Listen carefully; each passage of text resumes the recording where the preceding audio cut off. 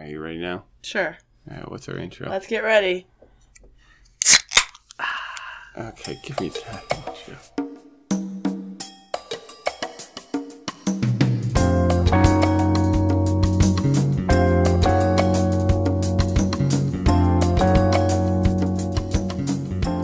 Welcome to Faith-Filled Nerds, where two happily married nerds explore Christian symbolism, iconography, and theology within various fandoms.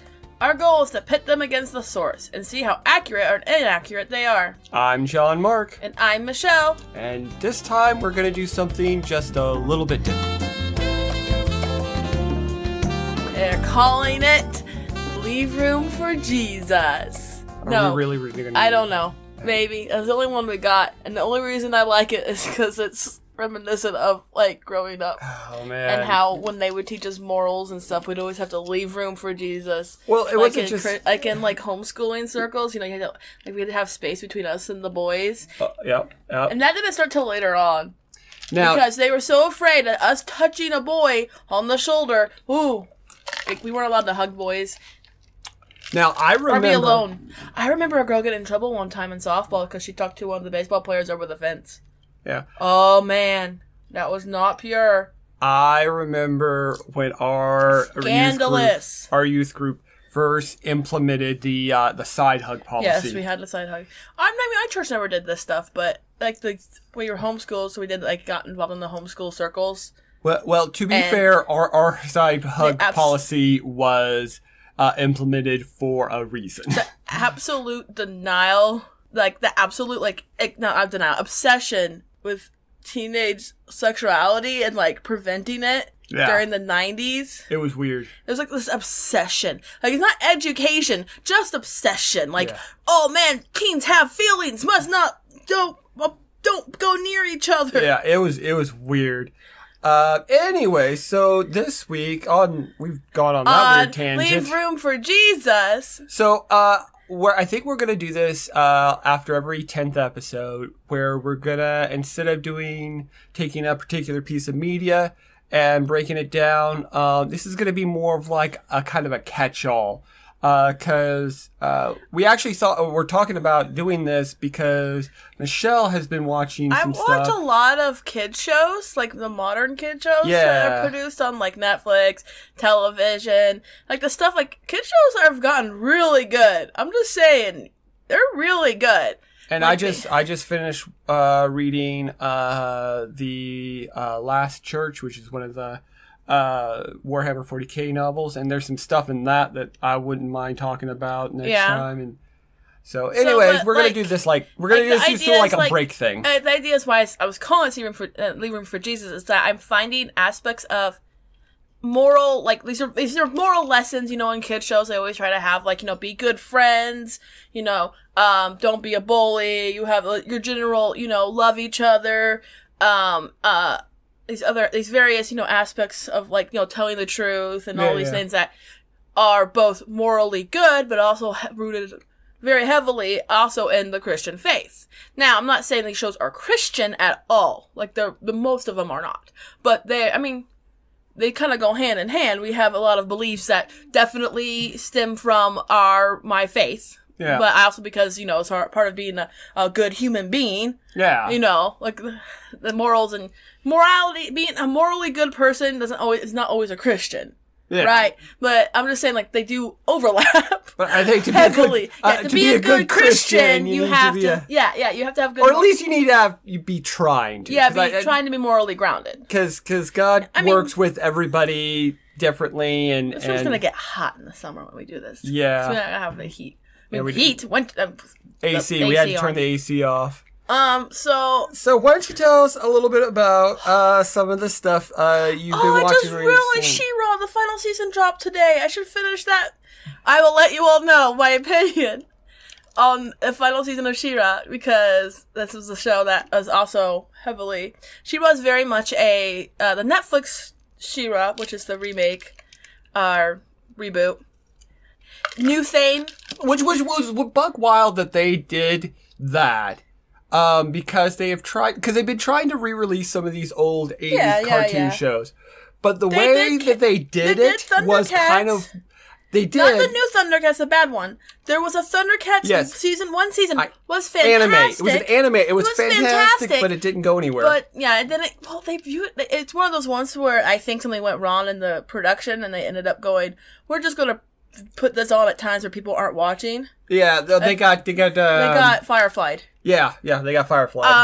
I don't know really what happened. It was good. I didn't finish the season because when I found out that it didn't have an ending, I was like, I'm not finishing it. But it was pretty good. But it was so like the way they did the Teen Titans Go version, which I don't touch Teen Titans. I will give my morality on Teen Titans Go in one sentence. It's mean. Yeah, it's super mean spirited. Yeah. Like I have laughed at it as much as I have laughed at a bit from Family Guy. Yeah. But in the end, it's too mean spirited for me. Yeah. But it was so buck wild the way they the direction they went with She-Ra.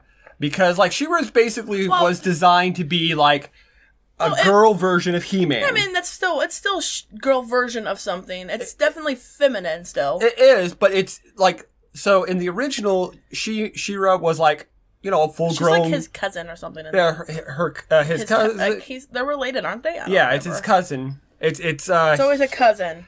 Prince Adam's cousin. Yes. And they're like adults in the original. Well, they're Barbie shaped. They're shaped to be able to be made into toys. Yeah, because they might have been teenagers in the show and we wouldn't have known because everybody had the same body shape. Because you know why most toy body shapes are the same? The molds. Yeah, they had the same molds. In fact, the original G.I. Joes were just the Ken mold, and they just put army fatigues on them. Anyway, but the She-Ra's completely, like, they've taken the names, they've taken, you know, some of the backstories, because they actually have, She-Ra has lore, it's just, it's not super deep, it's about as deep, but there is lore. It wasn't as popular as He-Man. But anyway, and there was a big stink about it, and, because it was feminized,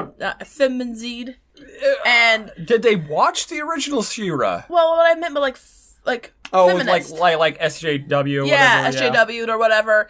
And since I'm kind of into that stuff, I'm fine with it. But I know some people, especially a lot of Christians, have issues with it, which, you know. Well, I mean, I could go on that, but we're not doing politics right now. We're not. I'll try very hard. But it is, you know, a show definitely took liberties to redo, and character design is completely different. They have a wide variety of body shapes. The various female characters aren't like, hello, we're all beautiful. Like, they're all cute. They're all cute. Yeah. But they're also all children. Yeah, they're all children. That was the buck wild thing about that, because I was like, that is an interesting direction to go with it. Cause they're all, like, teenagers. Yeah. But, like, the idea is, like, you know, child soldier, things like that. Mm-hmm. And, you know, you have, like, what is the, I can't even remember, the Fright Zone, whatever the zone she's from, is, like, the most evil name. Yeah. It's like, hello, I am the bad guy. What? Yes. Do you hear the name of your place you're from? Look. Anyway, we're the bad guys. So, anyway. So She-Ra, I've been watching She-Ra, and it, you know, does its normal moral lessons in some episodes, and then has this, and then I skip some of them personally. If I'm like, oh, this is the lying episode, this is the, you know, they had to hit those. They got to hit those buttons. But at the same time, then they hit the arcs, the plot arcs, and that's where a lot of the stuff is in. Did they have a drug episode? I'm sure they did. I don't remember. Yeah. Well, what I really want to talk about is She-Ra and dealing with toxic relationships. Yes. And then I also want to talk about Steven Universe, because that did complete. It's over. And it's forgiveness message. Yeah. And but I'm not saying, I think when I say forgiveness message, how it hit the mark and didn't hit the mark. Yeah, I was going to say, it's pros and cons with that. You had some issues with. I do have some issues with Steven Universe. I love Steven Universe. Steven Universe is like one of those things where, like, I think about Steven Universe and it makes me tear up because I loved it so much. Yeah. Like, especially the final wrap up season when they did the future, which kind of tied up loose ends. That was probably, I think, my favorite, which is kind of funny when it's the end. But I mean, whatever. It's because they were all older and mature, and they dealt with the mature. I think the thing about kid shows right now is they really are wanting to, like, hit on these really mature subjects, like toxic relationships, abuse, and how it translates downward. Yeah. So, like, if you're abused higher up, you might become an abuser to someone below you, and so on and so forth, and how abuse is a cycle. Yep. And She-Ra really is dealing with that, and I don't know how it's going to resolve, and that's kind of the scary thing about She-Ra. Yeah, because it's so hard to stick that landing. And so my thing was like, how do you, as a Christian, forgive an abuser, but not let them get away with continuing being abusive to you? Is there a way of, and like we have this whole forgive and forget, people will say that. Yeah, it's and not. I do not believe that is Christian at all. In fact, Pastor Hank literally said in one of his messages that forgive and forget is a lie, and it's a very dangerous lie, because if you were to forget, then that forgiveness means nothing. Yeah, and I just, is this going to be one of those episodes like if you don't want to listen about this, it's like I totally get it. This is kind of your warning. We will be talking about very this is your. It's going to be a little bit light on the goofs. Caution warning. Yeah. We're going to be talking about abuse, and toxic people, manipulative situations, physical abuse, a lot of emotional abuse. Yeah, mostly emotional abuse. And how people dealt with that. And also the fact that we'll also be dealing with the fact that abusers are people. Yeah. And that they have complexities, which does not excuse their actions. It doesn't, but it does make you realize that there are people behind the abusers, and there's not. Yeah. They don't have any flat villainy. Yeah. And I think that shows we've moved away from flat villainy. Yeah. Where you're just like, I'm evil. I'm evil because I'm evil. And I was born in an evil household. I mean, with even an the main characters of the main villains of both shows. Oh, also spoiler warnings. Lots of spoiler warnings. The whole thing will be spoilers. Yeah. Even the main villains for the season and She-Ra until recently, Hordak. Yeah. They even made him understandable, but you gotta remember, people keep forgetting that he is a genocidal tyrant who has killed an enormous number of people. They don't ever really show death in the show. It's all off screen, but it's there. You see the loss. You don't see the death, but you see the aftermath. Basically, like the first episode, like you hear, everybody has lost somebody to this war, and then like 2 seasons later, you're like Hordak's getting buddy with Princess Entrapta and learning like humility and empathy and realizing that, hey, maybe he can have people and trust people, like he's building this relationship and all of this stuff, and you're like, oh, he's actually he has a person inside there. He's not evil for evil's sake, but he did murder a bunch of people. Well, I'll tell you what. You talk about how. Let's kind of get into the actual like backstory of some of this, so we can kind of. Okay, what show do we really want to talk about? Do we want to talk about the complete show? Not the complete universe, like that's finished. Yeah, and how they actually handled everything. Why don't we talk about one that didn't stick the landing quite? And I'm not going to say it. I'm going to say it like landed with 1 foot on and 1 foot off. Yeah. Like they hit the balance beam and they wobbled. But before that, I am going to. I was going to tell you about a property that absolutely 100% did not stick the landing in any way, shape. We got sponsored and you didn't tell me. No. I was like, what? Because I just finished reading. The whole lead up. So Warhammer 40K. Before that, I'm talking about children's shows, but go ahead. Before Warhammer 40K, bring this in. There was Warhammer Fantasy, right? Yes. And they ended their property to start a new property, and the fans did not like it. And I hadn't I hadn't read why they didn't like it because I didn't read the whole thing. And I just recently did. And yeah, I see why some people were upset. People didn't like the Chronicles of Darkness because it was so different from World of Darkness. But when you really look at Chronicles of Darkness, except for like a few things, it's a pretty solid system. Yeah. So anyway, but we're not talking about that. But continue. Yeah. So the big thing that people were so upset about, and honestly, I can see where they're coming from, is so in the universe there are the high elves and their dark elves. Okay. Yep. The Dark Elves were high elves that went away with this guy named Malekith. Malekith was supposed to be the king, didn't get to be king, pitched a hissy fit. Also, his mom was crazy, and they went off and became Dark Elves and basically the Dark Elves are like murderous trade. They're horrible. Like they're slaving, pretty bad. pretty much, like, everything evil they just did. Yeah. Okay. And Malekith was doing all of these things, you know, he was just all these atrocities.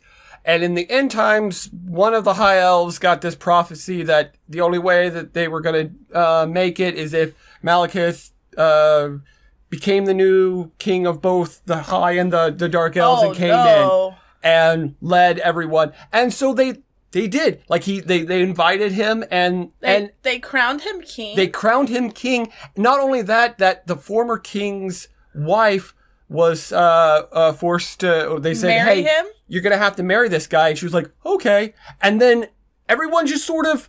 I mean, I'm oversimplifying it because there's way too much lore. But the way it felt like it's just like they're like they just kind of forgave all the horrible things. Yeah. They just and I mean, we're talking about forgiveness, and you do forgive people for their. And it's forgiving someone for the wrong they've done to you is a foundation of Christianity. Yeah.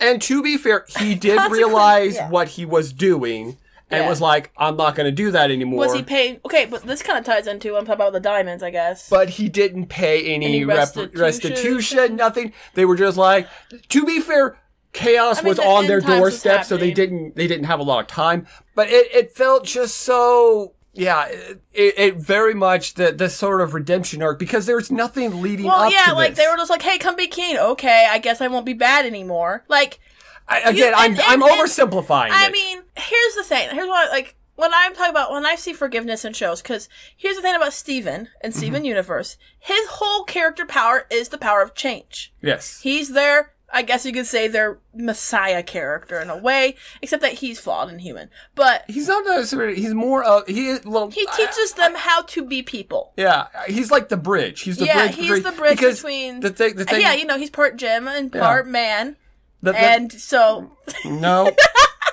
because the thing that I always would tell people when they're like, oh, I can't believe that the gems are doing this. It's like, well, yeah, but you got to remember that. Gems aren't human. Like, they are the constructs. We're coming into this, so assuming you guys know the basics of Steven Universe, which is very much there's an alien race known as gems. Yep. They have gems in their bodies. No, they are gems. They are gems that can produce a form made out of light that is able to be touched and physical. Yep. It's magic. That's how it's been explained. Like, it's both alien technology, but really it's also magic. They've called it magic in the beginning of the season. Anyway, so Steven is part gem, part human, because his mom had him, and he got her gem, because they make a physical form. Yeah, I guess. And, it's not explained. Yep. She did birth him. Yeah, I know, But I think when she birthed him, I think literally she just turned off, and then came back out, and there was a baby. Yeah. I think. Anyway, because gems poof. Anyway, so he's this bridge, right? He understands a lot of human things, he's been raised very human. At the same time, he's been raised very gem, except that he has to learn how to use these powers his mother had. Yep. And then he's living in the shadow of this woman who had led a resistance against the tyrants of the gems, the diamonds, and freed the earth from their grip before they could strip it for minerals, because that's what they do. They strip the earth down to make more gems, like make planets. Yep. So there's this tyrant. They wipe out all biological life, then make gems out of the planet, okay? So, and the series starts off very slow, very much whimsical, and kind of builds. They're very much like a plague of locusts, just going through and just eating as they go. And they have this whole superiority complex. Well, big reveal way later on, is that he is not actually just the son of this gem that no longer exists, because he has her gem now. She's gone. Yeah. Because that's how it would have to work, apparently. But she was a diamond. There was these 4 diamonds, right? So, that rule all the other gems. That the fans predicted long before this. And you know what? It's fine to figure it out. Just because it was a good twist. I personally still like the twist. A lot of people hated the twist. I was fine with it. People hated it because it made Rose seem like a terrible person, because she was. Yeah. But because we were anyway, I could go on about Rose Quartz forever, because she's my favorite character, because she's the most complicated character in the whole thing, that made some very poor choices because she was mentally 4. But not really. But she was a child compared to the other diamonds. When you really saw the way she acted, yeah. She was a teen. She was like the newest diamond or whatever. We don't know how it works. They don't go into that. Anyway, so there's these 4 there's these 3 diamonds who have been grieving the loss of their 4th diamond sister. Yep. And so they corrupted all the gems, and they are shattering other gems. They make other gems suffer under their rule. They are tyrants. But Steven is technically one of them. Yeah. Right? So he ends up going to their planet. So he has been brutalized by their efforts for a while. From having to fight the corrupted gems. Yep. To fighting their soldiers they've sent to the planet. This young child from 12 years old has been abused. Really, when you think about it, it's abusive. Yeah. He has been, and then he's living under the shadow of this woman that he's kept hearing great stories about. Yep. And and then found out that she not only lied to everybody, but she forced her, one of her best friends, quotations, Pearl, to never speak about it. Yeah. So that was very abusive, because Pearl was technically a servant, a slave. So there's connotations with that there. All right.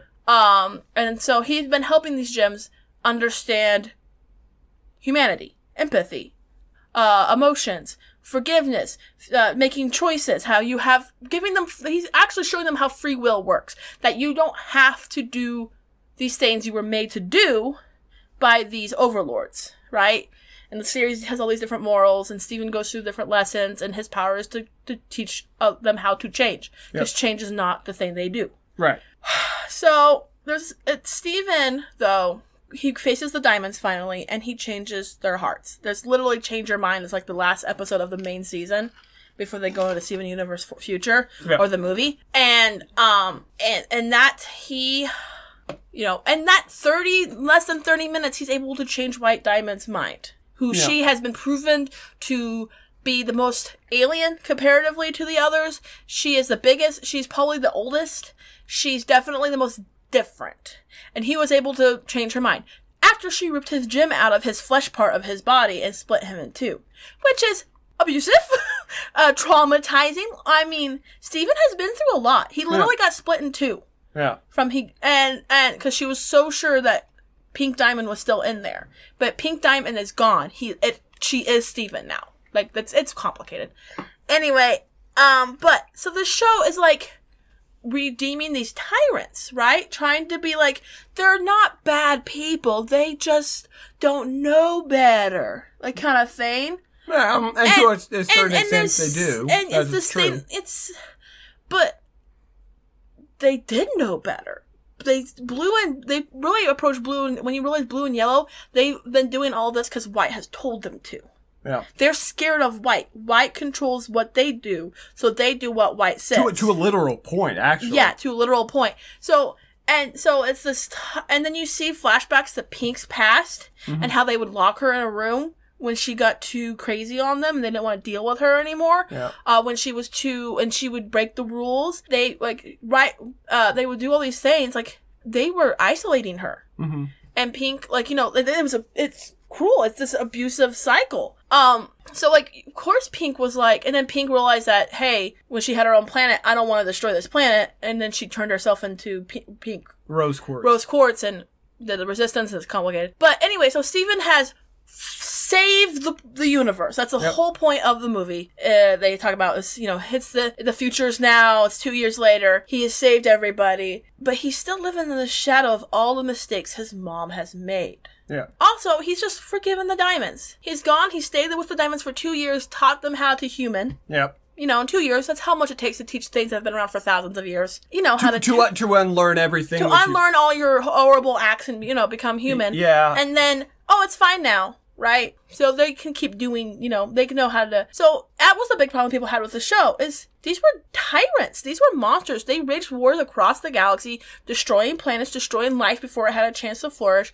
I don't care if they were alien and didn't understand. They had a superiority narcissistic complex that they were the ultimate life form. Yeah. Right? So, it's horrible what they did. It's almost unforgivable, what some would say. To a lot of non-Christians, it is unforgivable. Yes. So, it just gets kind of slipped under the rug. We don't really get to see how they're changed or anything like that until Steven Universe Future, where we kind of get a glimpse at the gem life back on their home planet.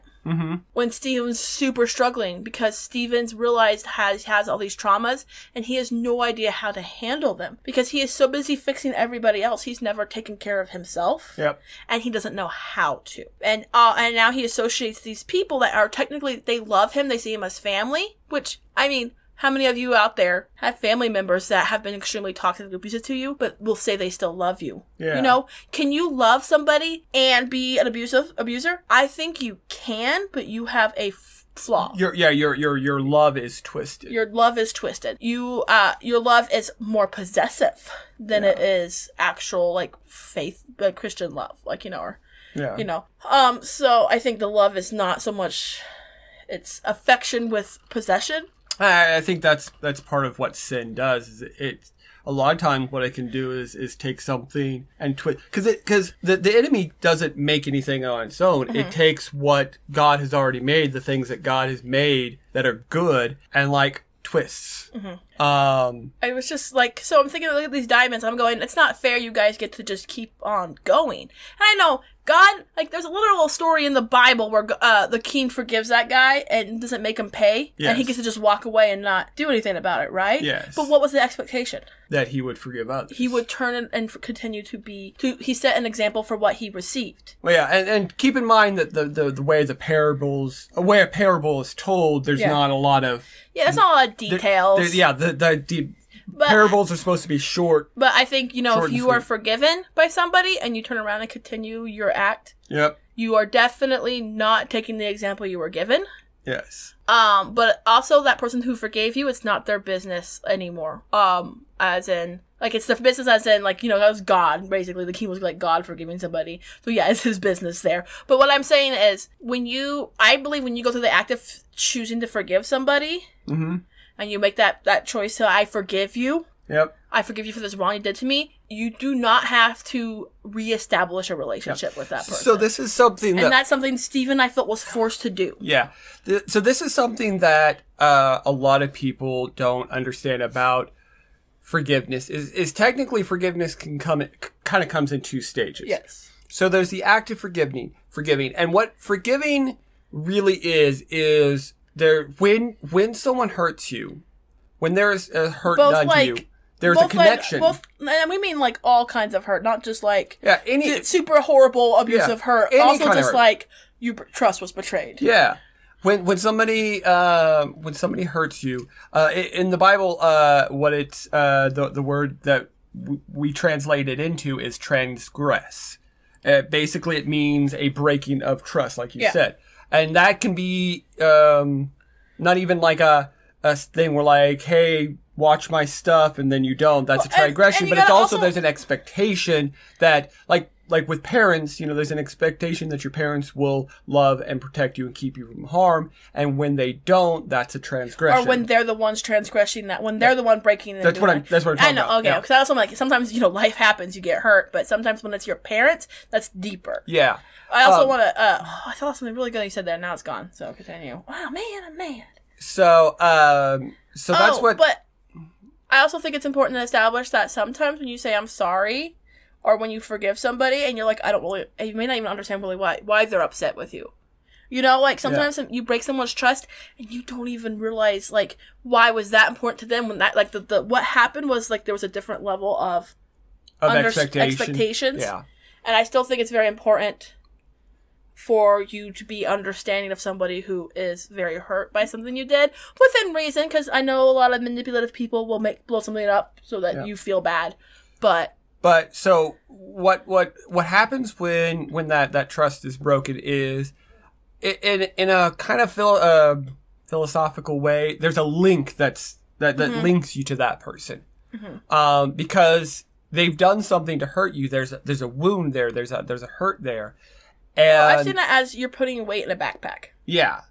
And what forgiveness is because the word forgiveness comes from a financial term that when somebody has a debt owed to you, and you say you don't have to worry about that, that's forgiving the debt. And if you think about it from that perspective, Sally Mae, you should think about it. Just think about it. Yeah. Just think about it. If someone owes you money, like, you're connected to that person. Like, they're connected to you and you're connected to them. Yeah. And by forgiving that debt, you're no longer connected to that person. You severed the connection that caused that. But doesn't mean you can't, but you're not forced to make a new connection. Right, and that's where the second part of forgiveness comes in, is the reconciliation. And so before you can really reconcile, you have to forgive. You have to deal with that pain that was caused, and you have to cut that connection, and then you can start the slow process of rebuilding that relationship. However, Jesus stated that we need to forgive everyone.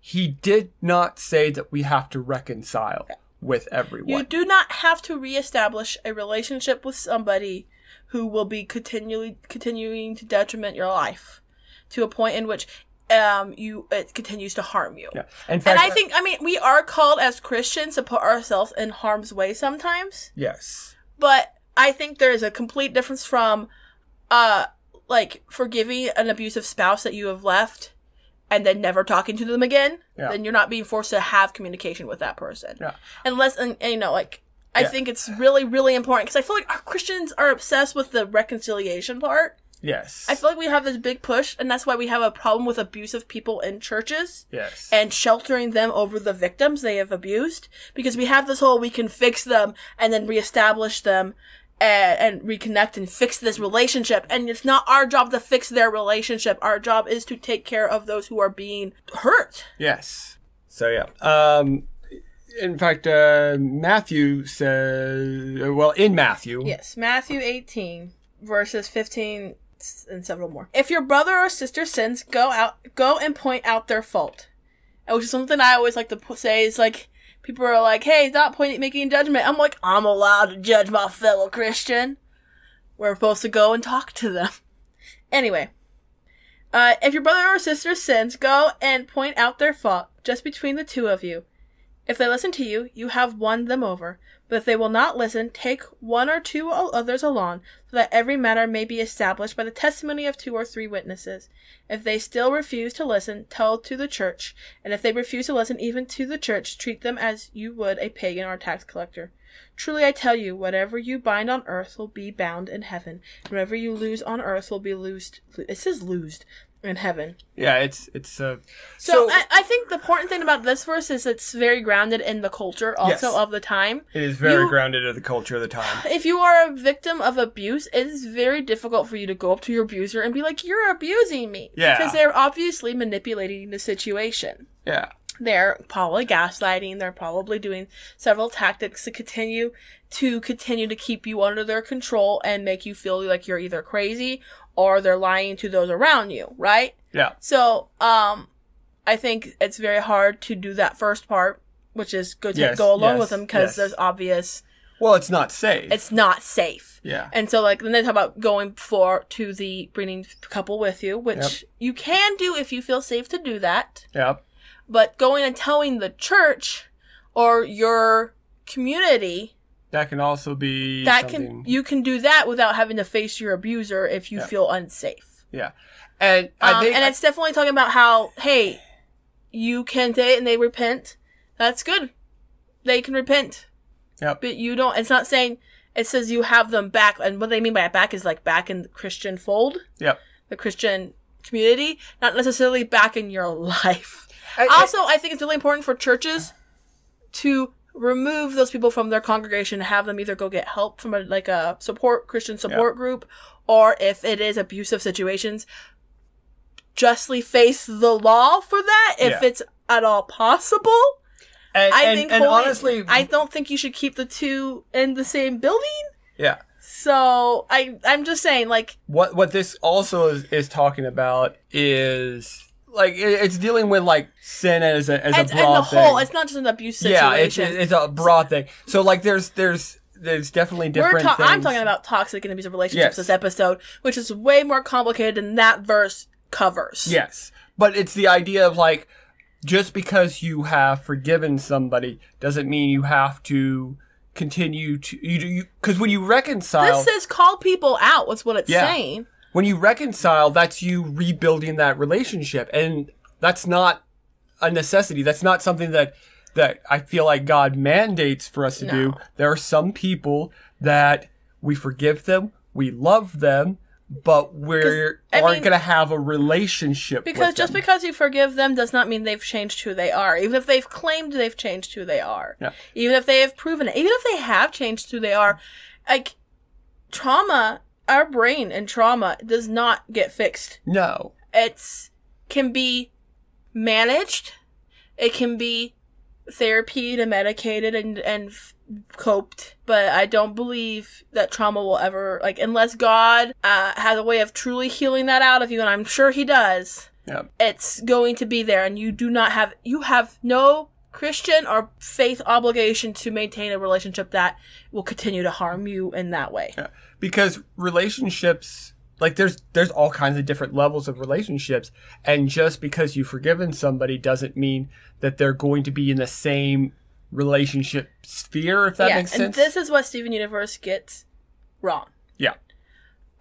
He is continuing to have a relationship with these diamonds. It's a strained one. He tries to stay away from them. There's this constant... But it feels forced. It doesn't feel genuine.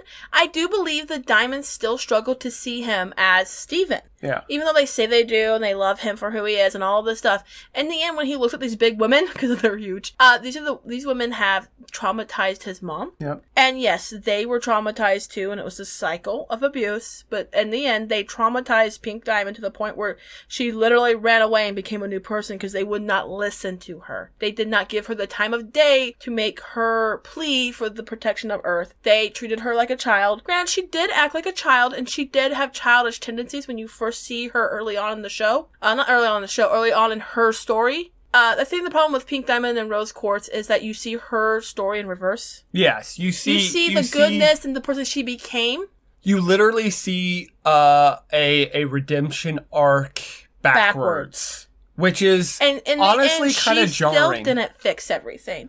She left harm behind her, even if she tried to fix it. She left harm to Pearl. Yeah. When she bound Pearl into that lie, as well as continuously manipulated Pearl by Pearl being still obsessed with her, being bound to her as a servant. There's nothing they could really do to fix that. It's a program into them. But Pearl her arc is finding her own freedom, right, from that. And I think it's very good that Pink was gone in Pearl's life. I think Stephen was what she needed to realize to be her own person. She lied to Garnet, she lied to Amethyst, there's this harm that she left that I think she did not know how to fix, and so she did what she knew best. Yeah. She ran away. Yeah. And this time she ran away for good by becoming Steven. Well, and I think the other thing about Steven Universe, that one of the big messages is the whole don't put people on pedestals. Yeah, that is a huge message. Because the first season puts Pink Diamond, Rose Quartz on this huge pedestal. She was so powerful and majestic, and she was her character design was beautiful. I love her character design. Yeah. If you take all of what you know about... She was my favorite. I was like, I am this. This is like, there was like the top 3, what kind of moms are you? And she was one of the moms I picked for me. Yeah. And now I'm like, never mind. Well, yeah, but I mean, that's what it was. Like, if you take everything you know about Rose Quartz from season 1, you will think that she is this infallible creature. And that's what we do with a lot of different people in our lives. We do put them on pedestals. And I think that's so that's where it kind of missed, is this, yes. It didn't do a good job. It made Steven forgave these people for the the things they've done to him, and then he actually took time to teach them, and then... Well, he tried to reconcile with them. Tried to reconcile with them, and he did okay. Yeah. And I think the important thing is people kind of missed a thing in one of the episodes where they're like, oh, the diamonds still get to rule the gems after all the crimes and horrible things they've done to their own people and all this stuff. And then there's this episode where Steven's running back because he's like, I can't control my emotions because he's having these traumas and these triggers that are causing him harm and the people around him harm. And so he runs back. He's just a teenager with emotions. To them, he's like, I need to go get help from them, right? Because they know what diamond powers are like. And he goes there and you see that they're having tours of this the palace they used to rule from. Mm-hmm. Like it's a historical... Like it's a museum. It's a museum. And then there's ads up for people running a political campaign to run for president, minister, something, for these other gems that are not diamonds. And I realized Yep. The diamonds aren't in power anymore. No, they're still there, yep. but they're not controlling everything. Yep. They have been slowly learning how to be the independent themselves from this, and then taking their powers, because they're extremely powerful, and giving what they can back to what they've done. They're paying restitution in their own way. I don't know if it really covers all they've done, but what else can you do? Because it's a children's show, you can, and you're not going to put them on trial. You know what I mean? Well, I mean, put Stephen on trial. They did put Stephen on trial, but that's what tyrants do, what they were doing.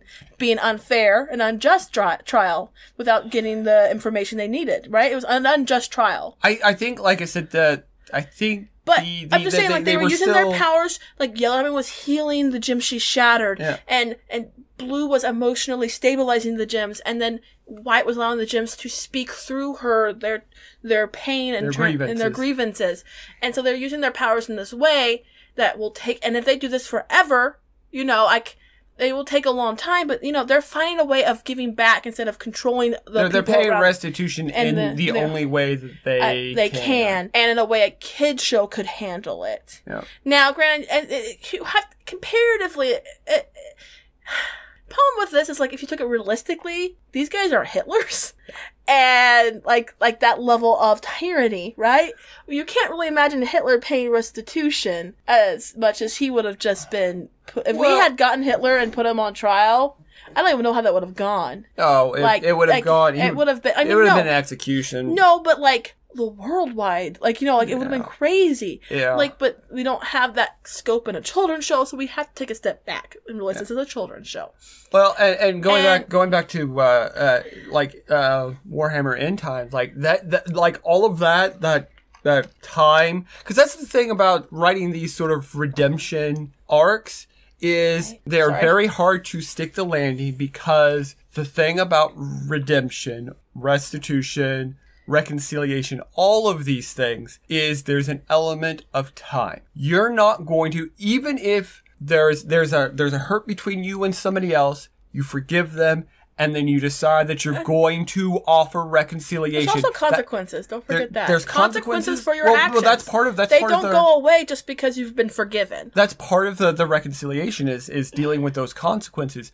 But the reconciliation part takes time. Yes. You literally have to rebuild, because that's what reconciliation basically means. You're taking that relationship, and Stephen didn't take time from the ground level, and you're rebuilding that brick by brick. I think the idea of the show in Steven Universe Future was dealing with his trauma, and what he ends up doing at the end of the show. He leaves. He gets in his car. He makes arrangements to continue therapy. After he has a huge meltdown where he blames himself for everything, for not being able to fix himself. And they fixed it. They hugged him. Like, everybody hugged him. The Diamonds, everybody. They gave him a big group hug. And I was like, oh, you're gonna fix it with hugging? No. They are reminding him of how he used to fix things. He fixed things by being empathetic. Yeah. He fixed things with sympathy, with patience, with understanding. That's how Steven had to fix things through the seasons, is listening to these gems throughout the season, these characters, hearing them, and then talking with them. He was a therapist. Steven was a 10-year-old, okay, he was like 14, but he looked 10. Therapist. Taking his time, and so they took time to hear him out by embracing him and saying, we are here for you in your time of struggles. And then after that, there was a 2-month time gap where he had been established to have gotten a therapist, and he had made the choice to walk away from the people in his life for a while. The good people and the bad people. And even then, the Diamonds are complicated, to take time for himself, because he has to figure out how to handle his problems, his trauma, his issues, and maybe find a place that he can figure out who he is. Because he's never had time to figure out who he is. His whole life, he's been so busy saving other people, he never figured out who's Steven and what is he supposed to do in the world. So he ends up getting in the car, saying goodbye, and Mike sobbed, because he said goodbye to these characters we've spent years with, right? And this young boy that we watched do these miraculous things, drove away, still broken, but mending. And we don't know what that means for the future for them. We know that he will probably still have a relationship with the 3 gems, Pearl, Garnet, and Amethyst. He's in a relationship with Connie. His dad's great. Greg is great. Greg is such a dad in the whole show. I love Greg.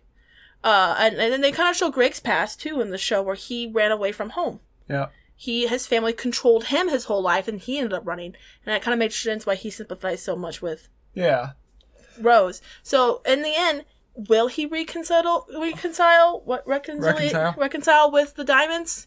Truly? Because I don't think he did when he was there for those 2 years. He was continuing to fix them, but he was not taking time for himself to understand what he needed and what was healthy for him. Yeah, he was trying to do the whole, I forgive you, so I have to forget about the things we you've have done. to be best friends now. Yeah, and you don't. You don't. And I think that's what the show taught you, is you do not have to become best friends with the people that hurt you. Yeah. Yes, you have to forgive people. Yeah. But you do not have to have them in your life, especially if they continue to re-traumatize you just by being in your life, even if they're not doing traumatizing things, because the brain doesn't forget. No. And that's the thing. You can't go, I forget. And that's where I'm worried about She-Ra. Yeah. Because that deals with all that stuff of an extreme abusive situation with these characters who have been abusing. The villains have been abusive towards the main characters, towards other villains. Yeah. Dealing with genocidal, crazy Hordak, redeeming him a little bit, making him more, not redeeming, believable, giving him character depth.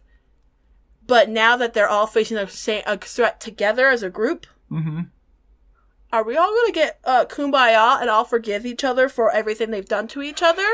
And it's fine if you do, but I actually don't want She-Ra and Catra to become friends again. Catra has a lot of healing and growing up to do. Yeah. She-Ra needs to be able to have her own life outside of these people who have abused her. I would like to see them maybe go forgive and ask for restitution for the crimes they've done, but not reestablish that same relationship that they had. And that's where we're worried about. Which means I gotta go binge it right now. Goodbye. Oh, no, we still got it's up, it's gone, I gotta go! The other thing that sparked this conversation is you've been watching Critical Role. And there was a if you guys don't know what Critical Role is, it's Matt Mercer, who does he work for D&D or for Wizards? He might as well. For Critical Role. Critical Role's its own thing now. Well, he's a paid DM. He gets paid to DM games. Man, he might as well work for D&D because he's written like a lot of their modules are written by him. They're helped by him. Not written by him. Large parts of them are. Which ones? Name them. I think did he work on Curse of Strahd? I have no idea. I'm pretty sure. I like how I called you out, but I have no answers to check. Yeah. I could Google it. I don't know. He doesn't work for D&D. He has done some stuff for them. He does not work for D&D. Feels like he does. But anyways, that's because they're a cash cow for D&D. It's true. But I mean in the best way. So these are a bunch of voice actor friends. They're close friends, and they do play D&D together. And these characters are amazing because they're all so close together. These friends, that they're able to play these characters pretty authentically. Yep. So there's a scene in D&D, an arc in Critical Role in D&D, and Critical Role where one of the characters goes home back to an abusive home that she grew up in to speak with her father about a deal he had made, right? Yep. A magical deal that gave them prosperity, but at the cost of the relationships around them, right? So she's talking with her dad, and it is tense. I'm live watching this on Twitch. The chat is losing their mind. Everyone's it's so quiet watching these people trying to deal with this, like Matt having to play an abusive father figure toward his wife, because, his wife. Marisha is his wife, and she plays Bo. Yeah, and he's the DM, so he hates playing. He always says the worst characters he has to play, it's always the guys who are abusive family members. Yeah. It's always the worst. They've been into the skin of abusive, slimy people. It's always hard. Oh, anyway, so this other character. There's a reason why I don't have a lot of those in my game. Laura Bailey, which is another actress, plays the character Jester, and she goes up to Bo in this conversation because the dad's kind of trying to reconnect with Bo, trying to be like, I'm sorry and stuff, and Bo goes up to her, Jester goes up to her and goes, Bo, maybe you should think about forgiveness. And the chat lost their mind because they were so sure Jester was telling them to forgive and forget the dad's crimes against Bo during her upbringing. Yeah. These atrocities, this is the cruelty.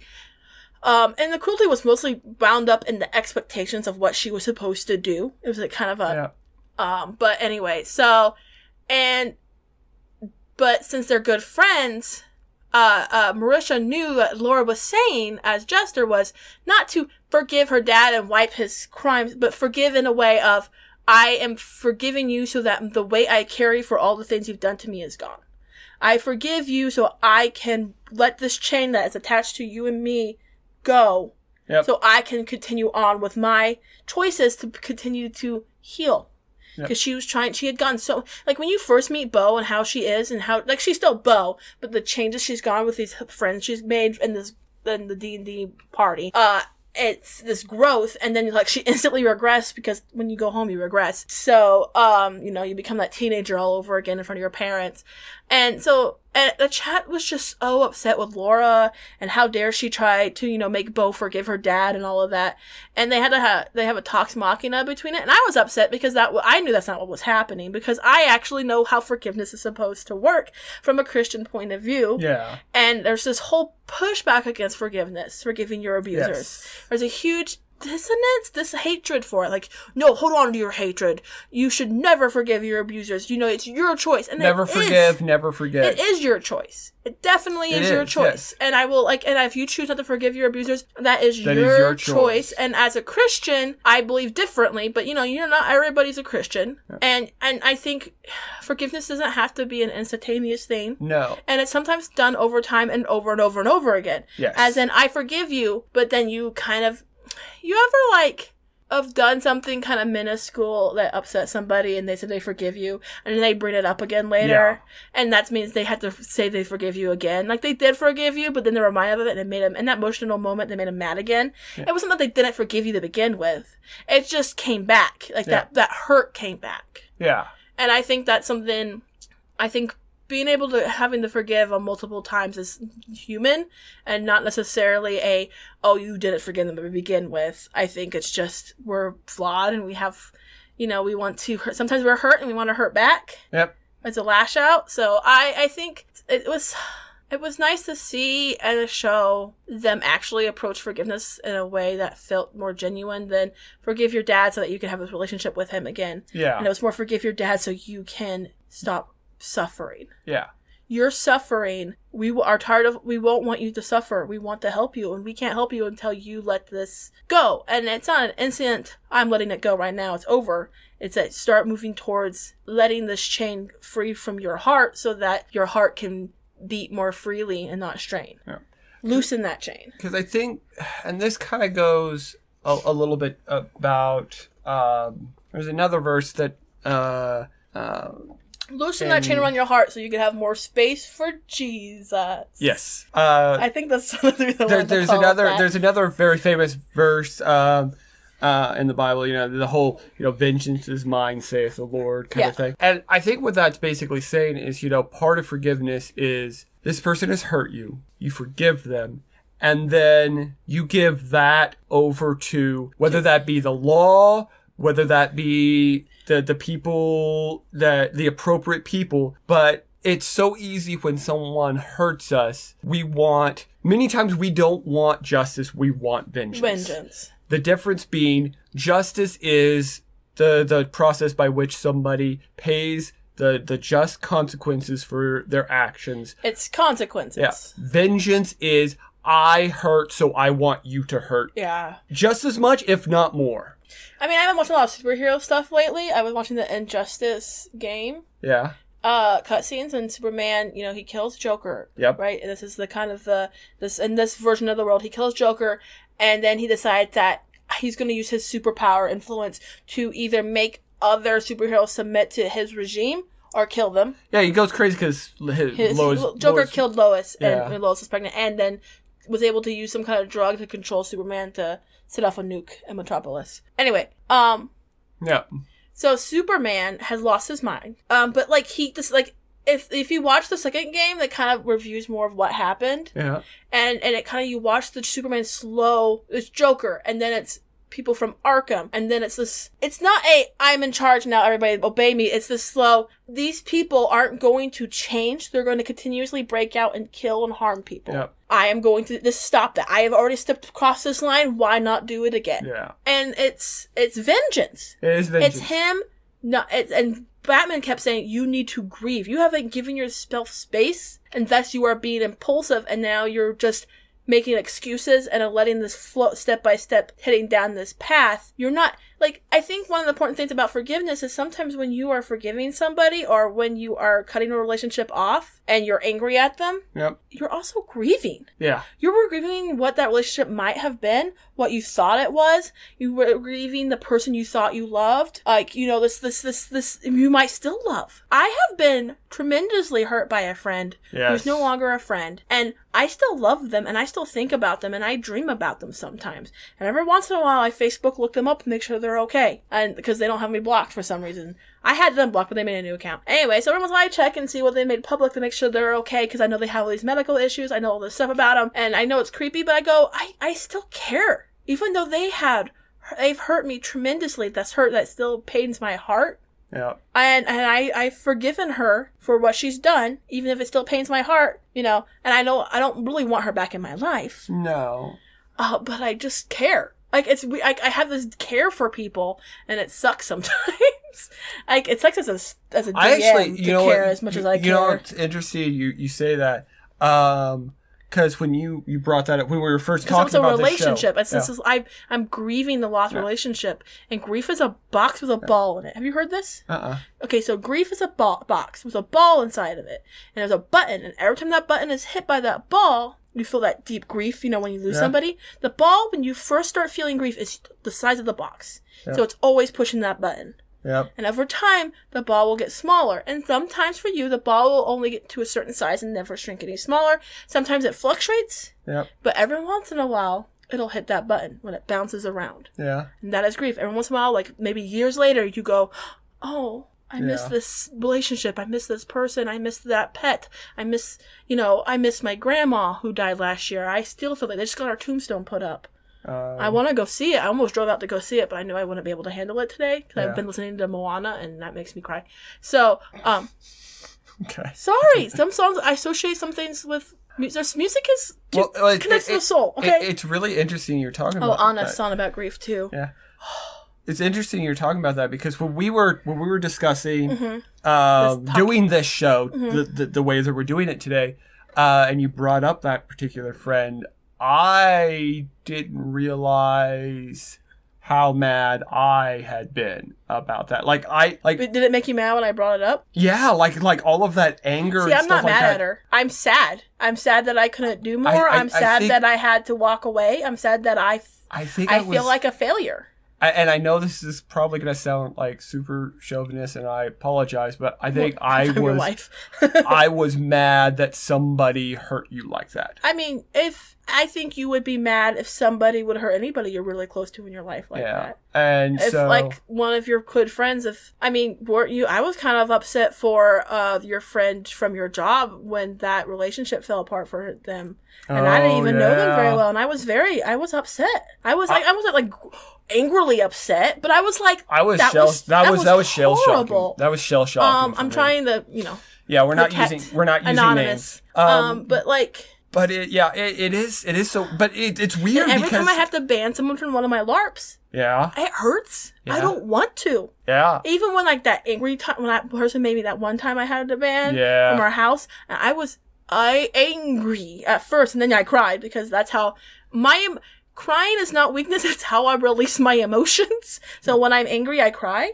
Yeah. So I'm about to cry right now thinking about it. So I guess what I'm saying is I think forgiveness. It's more complicated than people think it is. It's so tied up. I think it's also tied up in grief. It's tied up in... It's a lot of things. It's a lot of things. And it's also... It's a process. I do want to say if you are in a situation that is abusive, emotionally, physically, spiritually, mentally, and you are listening to this and realizing that maybe you have been keep forgiving them and they're not doing what they should do. I don't have any, phone numbers for you, but there's definitely places you could research to go to from home. I know right now during COVID-19 it's harder, but you can also drop me an email and I will look up what I can for you. I can't like open our home during this time or anything, but I can try and help. I'm just saying, like, since we're talking about this abuse and stuff situation and forgiveness, if you have gone through the process of trying to reconcile and forgive somebody and they're not doing their part, it's okay to walk away. Yeah.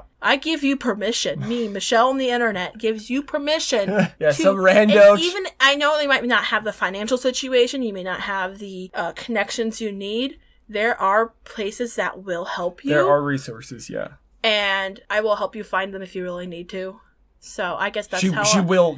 I am guarantee. the Google search master. I will find anything. She is the Google search master. I am so good I give Google. up after like 2 pages, and she's I just don't like, go through pages. "No, I won't find it." You never go to second page on Google. Yeah. No. You just rewrite your question until you get to where you want to go. Oh, okay. You have to keep, because you just can't. It's important. Google search is a fascinating adventure. Anyway, so yeah, I thought since we're pretty close to time, I think that's. I wanted to end it with, if you or someone you love is in a situation where you know is abusive and harmful to them, there are resources that can help you. Please do what you can to research or find out those numbers. Drop me an email and I will look for it for you also. Forgiveness is not an excuse to continue to harm people. Yeah. Well, I mean, that's. I'm just saying. If a abuser demands reconciliation, it is not reconciliation. It is manipulation. Yes. There should be no demand. Yeah. Reconciliation has to be both parties coming together, rebuilding it together, and it is not a necessary step for forgiveness. That is the message today. Yes. Also, watch Steven Universe and She-Ra. It's very good. Steven Universe has a lot of filler, though. It's okay to skip it. Steven Universe, yeah, She-Ra, it has a bit of a. It's definitely for younger. No, it's not. Like the feel of it is way more. It can feel childish at times, but it is definitely not for younger audiences. Yeah, no, you're right. It is Y7 for a reason. It deals with abuse, genocide. It's gonna feel death. A little bit gumdrop at first. It does, and it still does a little bit. I'm sure this last season does not, because it is. Which is all the more jarring when things get real. Yeah. Like it's a bit of a whiplash sometimes. It continues to be a show where the villains are the more interesting characters, I will say. Yeah. But yeah. So, anyway, it's not my shtick, I will say Steven Universe is a show in which I like Steven Universe the fandom has destroyed it. Yes. But yes. Oh my goodness, we could go into a whole lot. But what I would like to close with is the fact that it is I think if you're going to reconcile with someone who's hurt you, one, make sure that it's something that both of you are doing, that they are doing their part. Yeah. But also make sure that you are doing it in a way that is safe, because and we've been talking about abuse like these big heavy things, but I mean like transgressing against somebody or having someone transgress against you. I can't talk. It can be for all manner of things, and it doesn't have to be as big. Yeah, it doesn't have to be this. It's just that's what the shows were dealing with. Anytime that there's hurt, there is a need for forgiveness for your part, and then if you want to bring the relationship back to where if they how you go to someone and you go, "I'm sorry, will you forgive me?" and they might go, "No," that's on them. Like I think that's the important thing, is you've done your step. Yeah. And you also need to be willing to accept the fact that they might say no and walk away from you.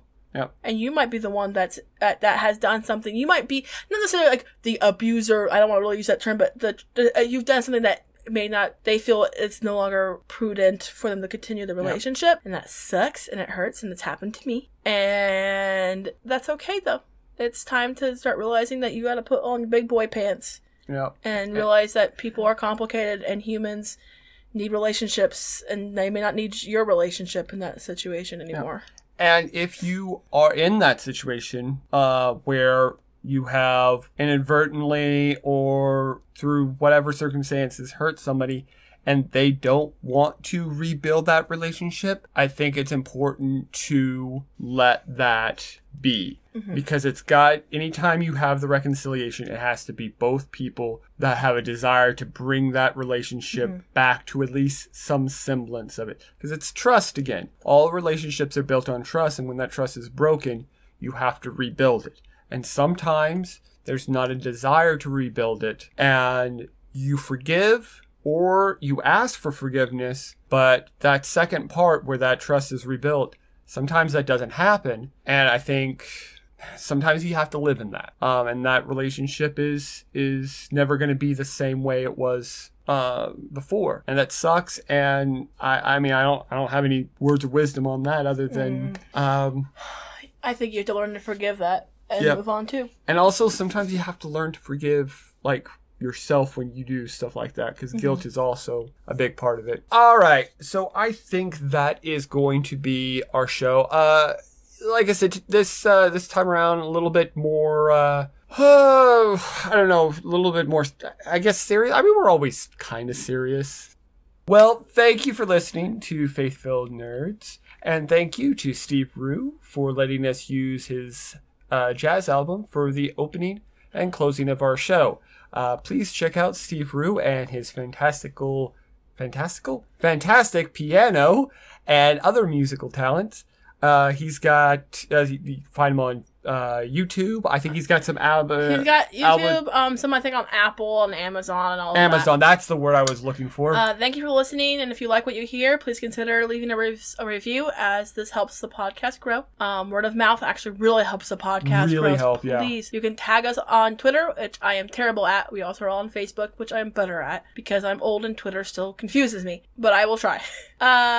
Let's see, you can email us at faithfillednerds@gmail.com with any questions, suggestions, or concerns. Also, if you did need to reach out and talk to somebody about something going on in your life, I will listen. She will. I may not be able to, come out and physically help you, but I will do everything in my power to give you the resources you need and maybe find people you can contact. Yep. We are an opinion podcast, and when we do our research, we encourage our listeners to do their own research. If you heard something that you were unsure about, if you feel we were incorrect or you wanted to understand better, there are so much resources online. Just make sure that they are accredited or at least heresy-free. Be careful what you read. The internet is full of a lot of stuff, but you can easily find Bible apps that have pretty decent, not just the Bibles, but they have New Vision's a really good daily stuff and stuff like that. And it's just, explore your faith, ask those hard questions, and always remember that God loves you. All right, and now it's time for our out of context Bible verse. John 10:13. The man runs away because he is a hired hand and cares nothing for the sheep. I'm John Mark. And I'm Michelle. And in the words of the immortal Wolfwood, go with God.